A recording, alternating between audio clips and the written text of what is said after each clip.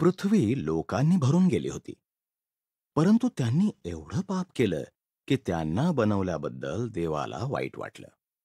पृथ्वीवरील सगळ्यांचा नाश करण्यासाठी देवानं महापूर पाठवण्याचं ठरवलं. नोहा नावाचा एक मनुष्य होता. तो इतर लोकांसारखा दुष्ट नव्हता. नोहाचं देवावर प्रेम होतं आणि तो त्याची आज्ञा पाळत असे.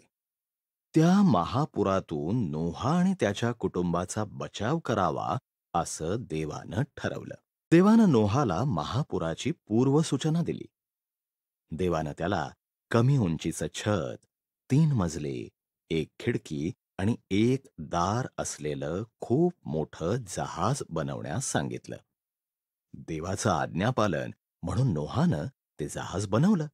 एक नर व एक मादी असे सर्व प्रकारचे प्राणी जोडी जोडीनं जमवावे हे देवानं नोहाला सांगितलं.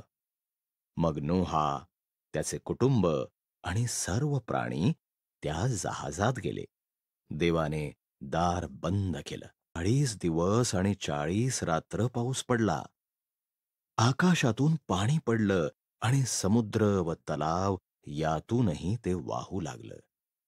त्या महापुरात पृथ्वीवरील सर्वोच्च पर्वतही बुडून दिसेनासे झाले. दरम्यान नोहा, त्याचं कुटुंब आणि सर्व प्राणी त्या जहाजात सुरक्षित असे महापुरावर तरंगत होते.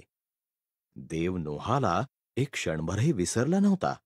देवाने जोरदार वारा वाहवला. सर्व पाणी ओसरलं. ते जहाज अरारात पर्वतावर टेकलं. नोहानं एक कबूतर बाहेर पाठवलं. ते परत आलं नाही. तेव्हा बाहेर सुरक्षित आहे सगळं असं त्याला समजलं. जमीन कोरडी झाल्यानंतर देवानं त्यांना बाहेर यायला सांगितलं.